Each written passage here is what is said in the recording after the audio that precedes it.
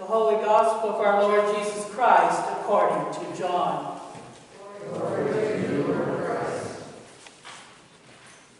In the beginning was the Word, and the Word was with God, and the Word was God. He was in the beginning with God. All things came into being through him, and without him not one thing came into being.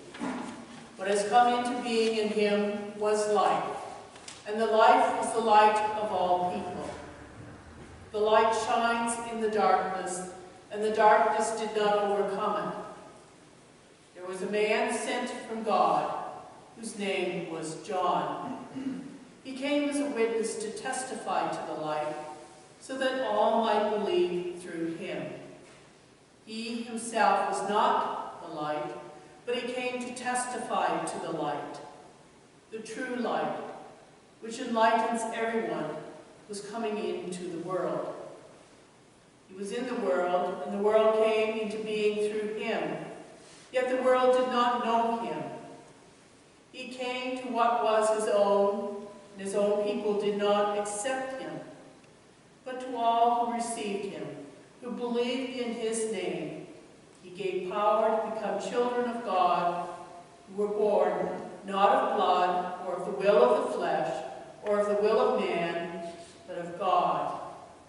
And the Word became flesh and lived among us, and we have seen his glory, the glory as a Father's only Son, full of grace and truth. John testified to him and cried out, "This was he of whom I said, 'He who comes after me ranks ahead of me, because he was before me.' From his fullness we have all received grace upon grace. The law indeed was given through Moses. Grace and truth came through Jesus Christ. No one has ever seen God. It is God, the only Son, who is close to the Father's heart, who has made him known." The Gospel of the Lord. Praise to you, Lord Christ. Let the words of my mouth and the meditations of our hearts be acceptable in thy sight, O Lord, our strength and our Redeemer.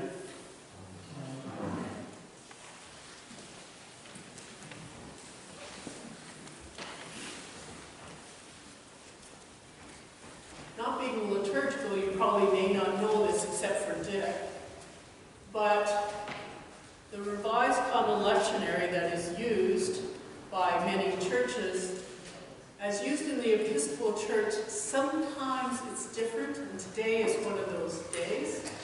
And unfortunately, I seem to have prepared my sermon based on what we will be using next Sunday.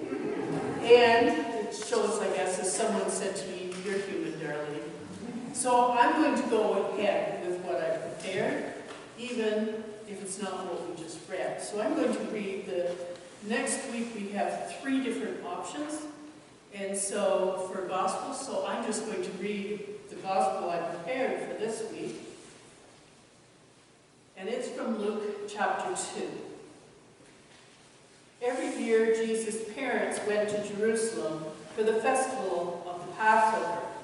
And when he was 12 years old, they went up as usual for the festival. When the festival was ended and they started to return, the boy Jesus stayed behind in Jerusalem. But his parents did not know it.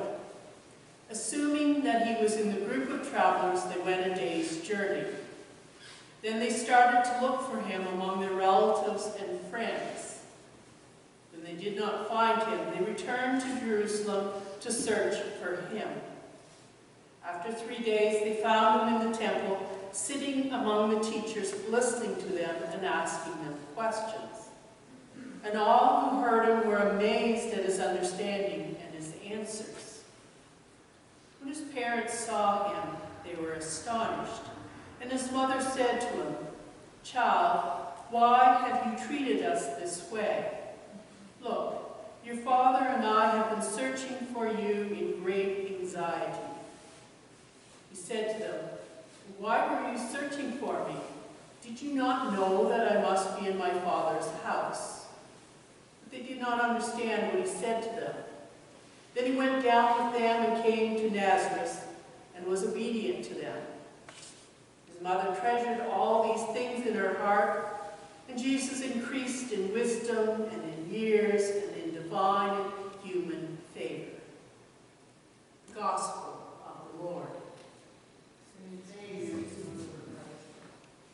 Now, this is almost a strange sermon to preach here because the only child I see here is Tom. And Tom, you probably don't consider yourself a child anymore, right?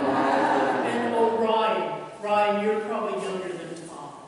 So we have two children, even if they're adults. But today's gospel is of Jesus and his family traveling to Jerusalem. Now, they probably traveled to Jerusalem, to the temple, probably 3 times a year.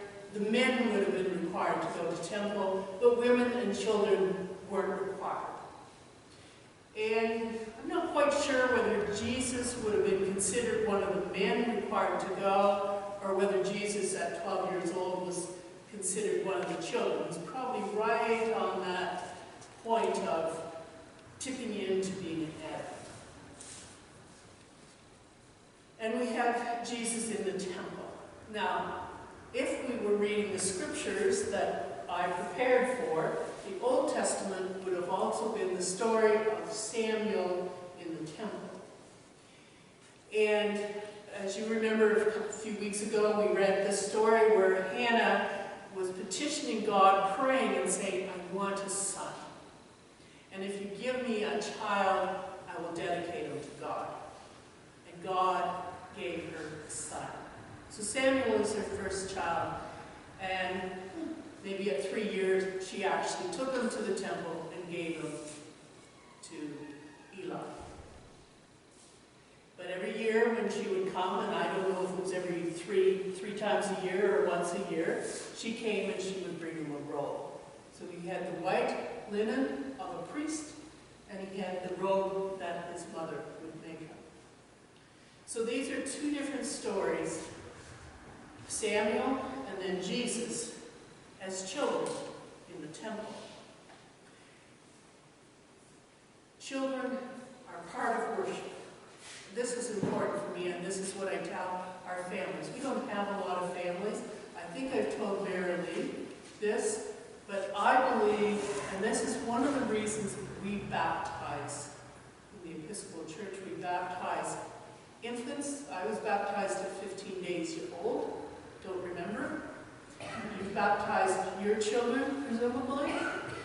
So our children, as youngsters, I baptized John when he was a man. So we baptize whenever we decide.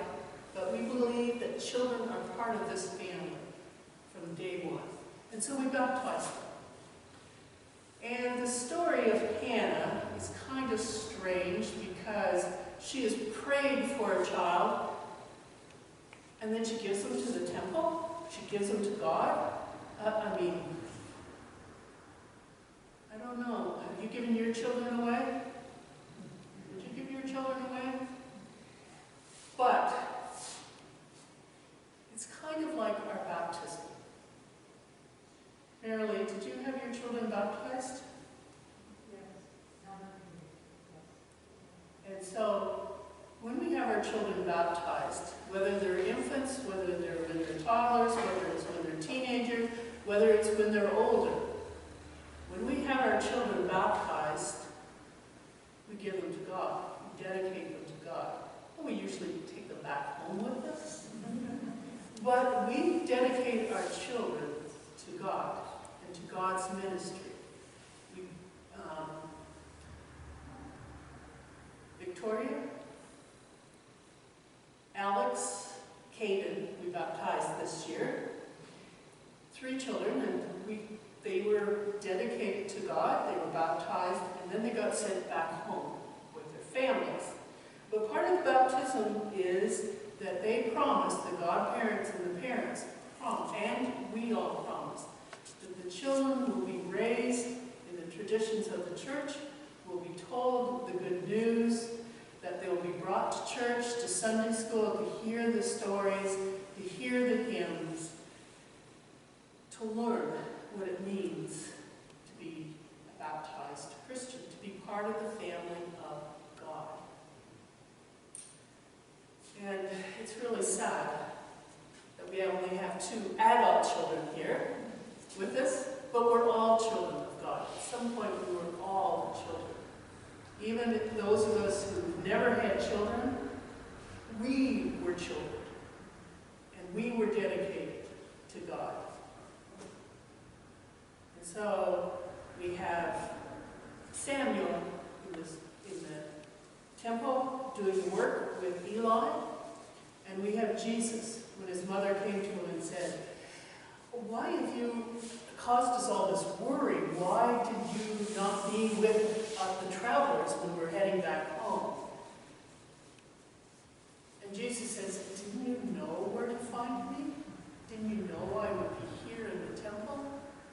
And Mary didn't, obviously. Mary and Joseph didn't know that's where they would find him. But Jesus obediently left the temple and went home. And I'm sorry, David, I moved on you, didn't I? And so, even though we don't have a lot of children here with us, we had Emma on Christmas Eve. All Saints, we had several of the children intentionally with us in part of the service.